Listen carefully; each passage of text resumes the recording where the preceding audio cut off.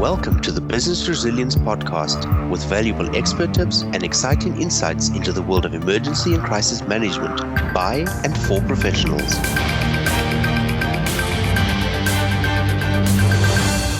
Hello everyone, my name is Dennis Martin and I run the Resilience and Compliance Consultancy Proterion in London, and I'll be your host for this episode. My guest today is Professor Angela Clendenin. Dr. Clendenin is a professor for epidemiology and biostatics at Texas A&M University. She teaches emergency management in public health, disaster epidemiology, and global health systems, and has published a large number of papers on crisis management, crisis communication, including credibility and trust in disaster and emergency communications. Hello, Angela. Nice to have you here. Hi, Dennis. Thank you so much for having me. How are things in Texas? So, that is a big question. There are lots of dashboards, lots of trends that are out there in the public eye where we can see how we're doing as a state. But I do think we have to be sort of cautious about how we interpret the statistics.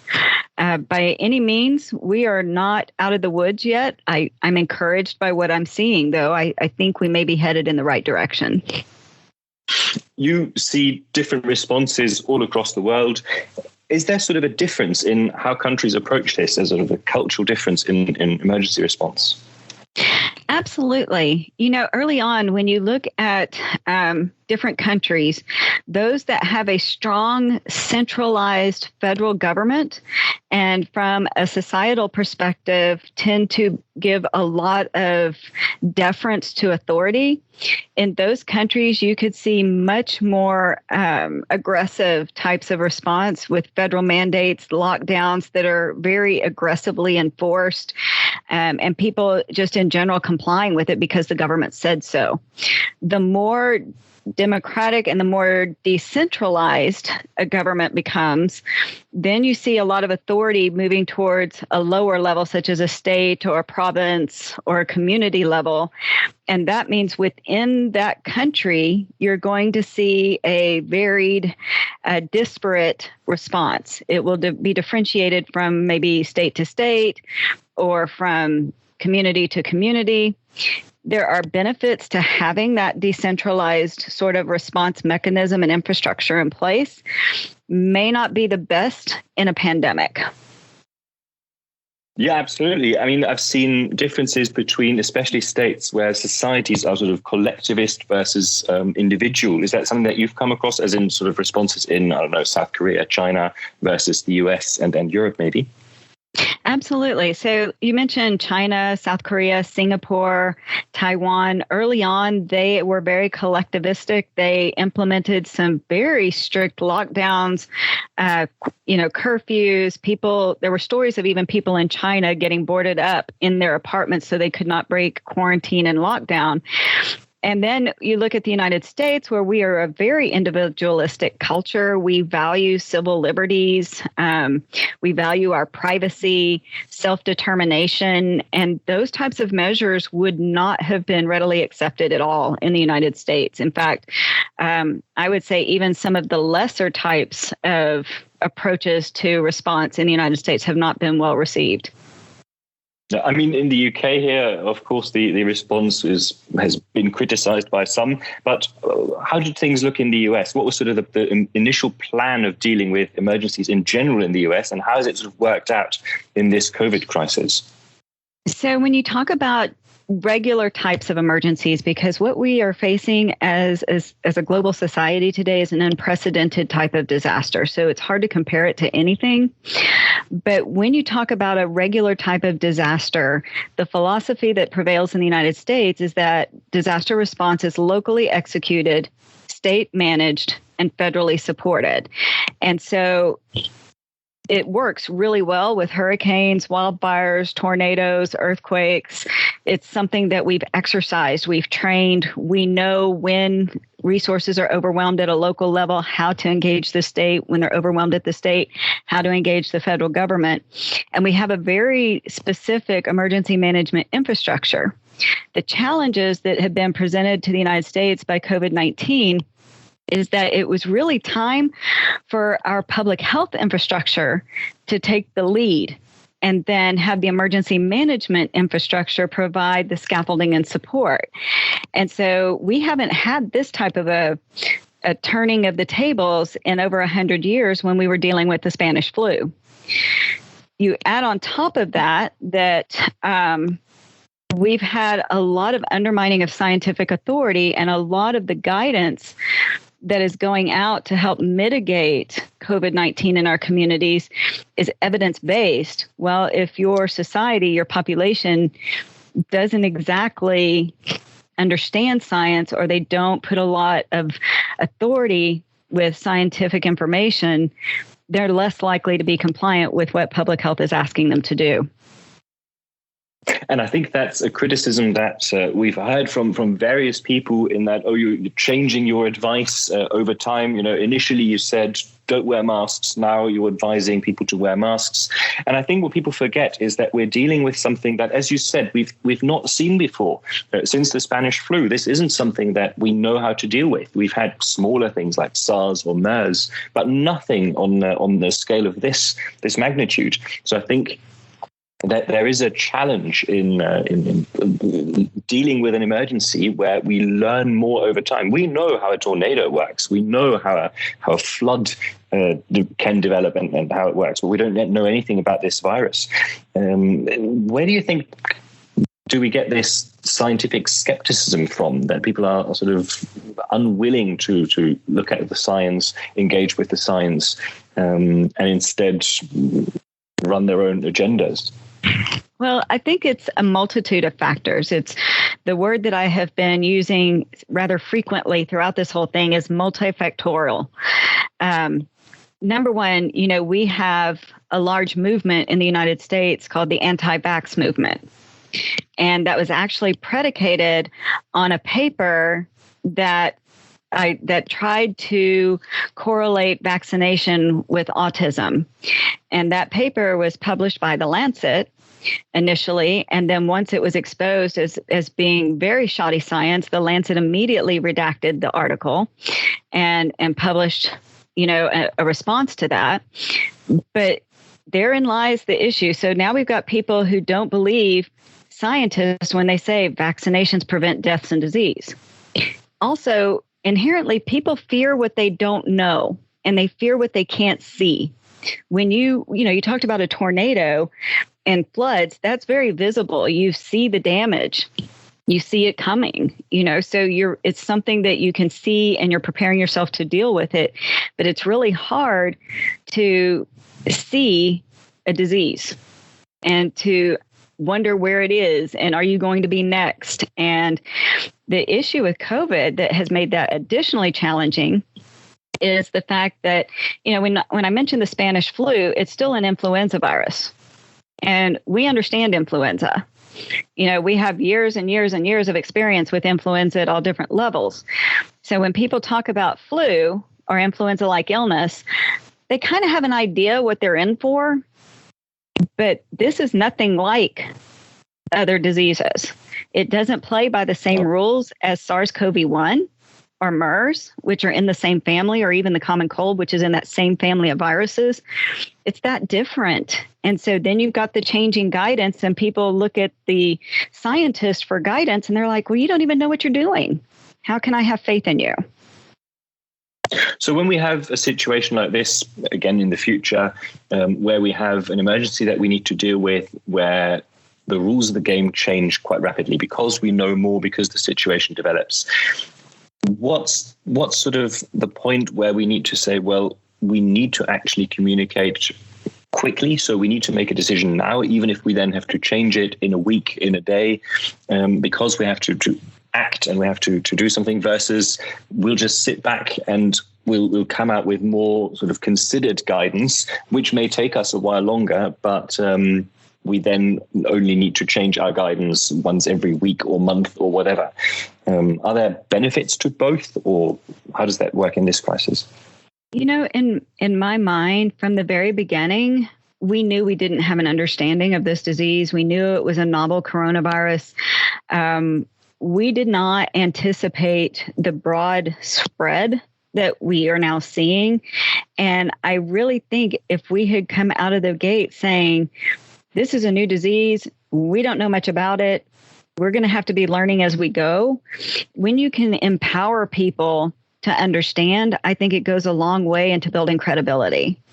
So the more information you can give them, the better off they're going to be. So when we talk about credibility, what kind of role does political leadership play in this? Political leadership is critical. If you have a very strong political leadership in a country, if they are doing everything they can to counter the scientific evidence, to demonstrate that they don't even have a solid understanding of the science, then it really speaks volumes to the population, to the citizens of that country, that maybe science doesn't know what they're talking about. If our leadership, doesn't agree with them, then they must be wrong. So the role of politics in the management of this pandemic has been critical. I think if you look at countries where the leadership has been decisive and strong and already has a good deal of credibility with its population, you see much more successful communication and response versus nations where it might be divided. What I'd quite like to see was the communication and the alert levels that New Zealand put out, because it seemed to me at least to be very clear in terms of laying out, this is where we are, these are the levels that we will go down. And it gave populations of the idea that government sort of knew what they were doing and they knew what they were looking forward to, or what the next level or the next step would be. Is that a good model on how to deal with this kind of thing? Or is that sort of a slightly moot point because we're talking about New Zealand, which is a country of a few million people only? There are all kinds of learners. This goes back to communication and learning theory. There are people who are very visual, people who are very auditory, people who are very what we call kinetic. They have to touch and manipulate information. And there's multimodal. So the more modalities you can use in communicating what you're wanting your population to do, the better off you're going to be. So I am fond of the idea of the alert levels, because it says what each level entails and what you can do as a citizen, what it means for you. And really, that's what I think most people want. They want to know, what does it all mean? How does this affect me? And when we are not directly addressing the population, but we're throwing information out broadly and through the masses, I think messages can get confusing and people do not feel empowered. And when they don't feel empowered to control the environment around them, they become resistant, and they also become very uncertain and afraid and less likely to act. Yeah. I absolutely agree. I think the challenge that we've seen is that when people don't get proper information, they will look for information elsewhere, on the internet, on social media. Is there any sort of insight into the role that social media has played in this pandemic? Social media has been used in ways that have been very successful and used in ways that have not been very successful. We see official sources such as, the news media, social media presences. You see the health departments, the health authorities, the public health experts all have a social media presence, and they're doing a great job in using social media like it was intended, a conversation. It's not just a shoving of information out into the public. They're using it very much as a conversation and a forum for discussion and for people to solicit information.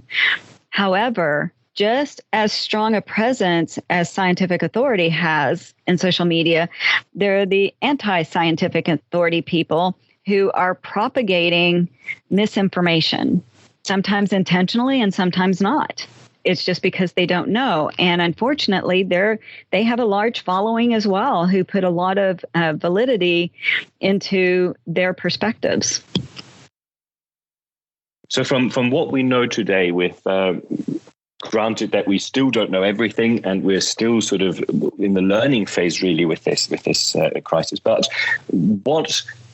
would sort of a template approach look like to something like this in the future? What have we learned so far that we think would work, that we know now doesn't work? Is there anything that we can say already about, lessons learned in these first few months of the crisis? I think there are a lot of things that can be done to be successful. Particularly, it begins at the top, designating which entity is going to be leading the effort. And then everybody within the system needs to be supporting that leadership by reiterating their messages, by showing their deference to authority to that particular leadership, instead of trying to work against them, finding ways to be openly transparent, trying to be very structured so that people can follow from point A to point B to point C without assumptions that people understand the points. So I think there are a lot of lessons that we've learned, particularly in the communication field, but also in the role of strong leadership and the need to have this rallying the troops behind that leadership instead of working at cross purposes. Is this something that we can now also apply to other crises, other emergencies that we see? So has this sort of changed our view of emergency management in general? I know that in the US, you've got the ICS as your framework for dealing with emergencies. Do you think there will be an update to this or some lessons learned for general emergency management? So from the perspective of general emergency management, I think structurally with our ICS incident command system, it has been shown over the decades to be very flexible and scalable and to accomplish its goals for creating a clear leadership infrastructure in response. The issue is the communication. And I think it always will be an issue because people change, the evidence base changes, the information changes, and the channels with which we disseminate information change. So I think our ability to communicate is always going to be a work in progress. Having participated in many after action reviews, after deployments to disasters, I can tell you the number one area for improvement is communication. In almost every single one of them, regardless if it is a terrorist attack, an epidemic, a flood, or some other type of large-scale disaster, the number one area for improvement is always communication. So I think it's going to always be a work in progress, and we need to be able to learn from one another.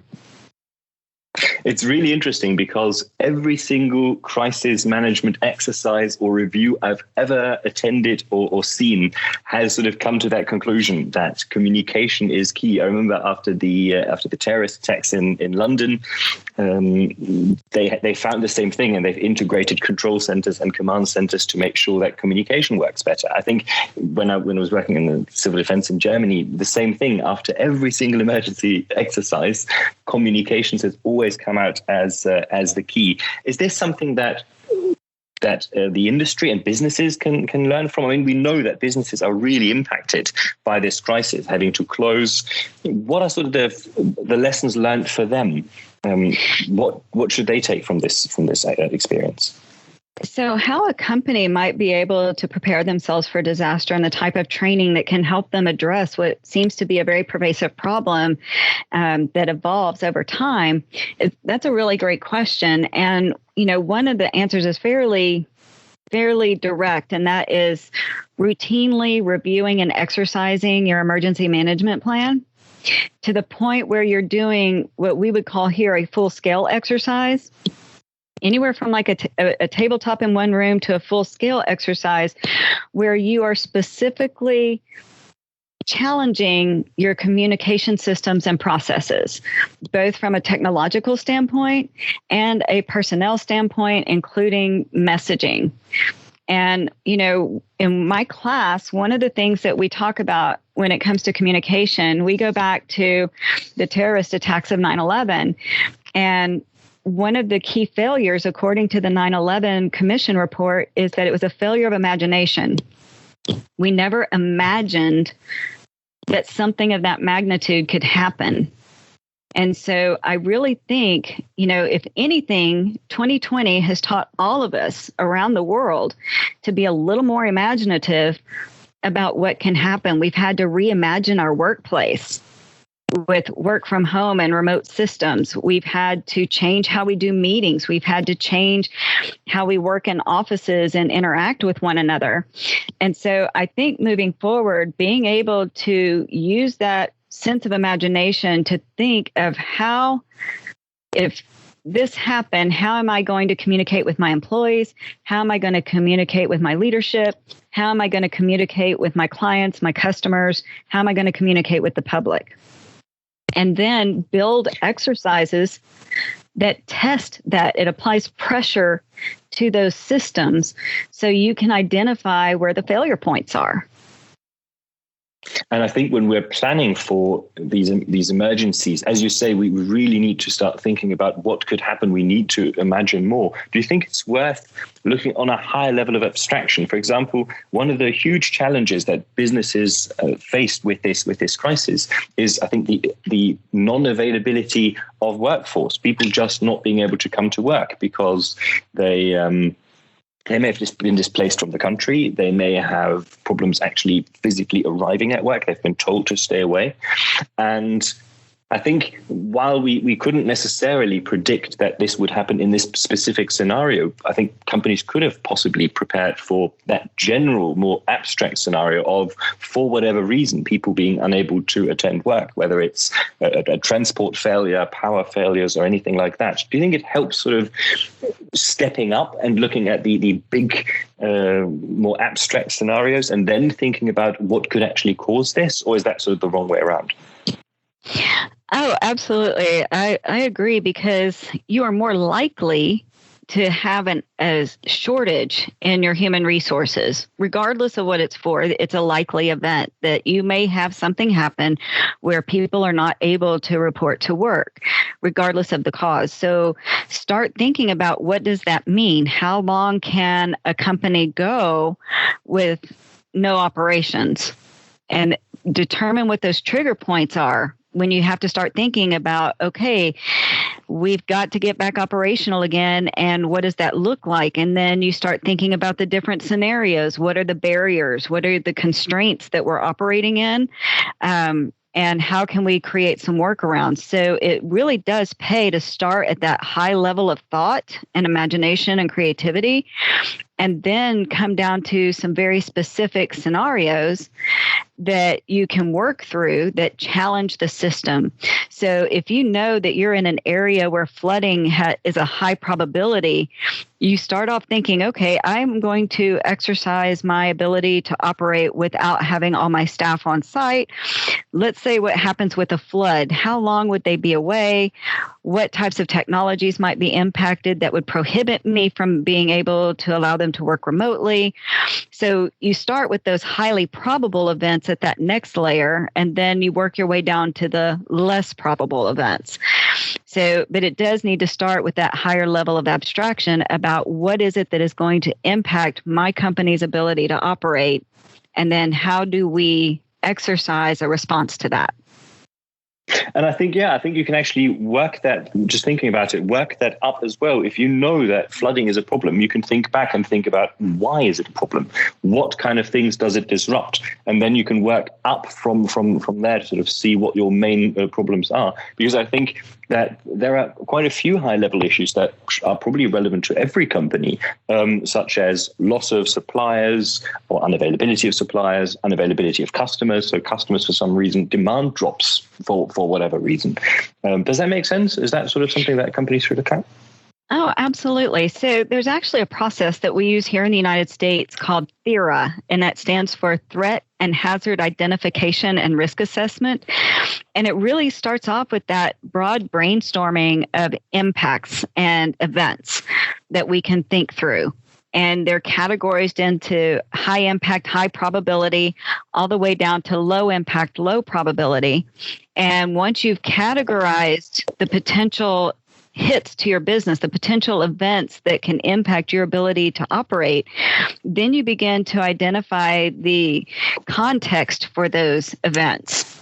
What all does it how all does it impede my business? How are the many different ways that it's going to prohibit me from being operational? And then you start looking at what are my capacities and my capabilities to respond? What are the tools that I need? How do I get them in place? And then how do I, if it requires additional training for employees to be able to get up and operational again, what does that training look like? So it creates a cascade, but it's about spending the best part of your planning time for those things that have the biggest impact on your business as well as the highest probability of happening. Perfect. Thank you very much. I think that's almost all that we've got time for. What's your personal takeaway from everything that's happened in the last sort of few months? Anything that you sort of that started to crystallize in your mind as a takeaway? Looking at how the world has kind of responded to the pandemic, I think one of the most disheartening things for me, and I do want to try to end on a positive note, but one of the most disheartening things is across the board how politics just intertwines with our ability to do the right thing. And it impacts our ability to respond appropriately and quickly. And so that's kind of disheartening. And I really think it's time for us to revisit a global conversation like the Global Health Security Agenda and the international health regulations. I think it's time that we realize that we are many nations, but we're one world. And we have multinational corporations, and we're a multinational population, and what happens to one happens to all. And we need to start finding the common ground to find solutions to these complex global problems. Angela, thank you very much for sharing your thoughts and your insights with us.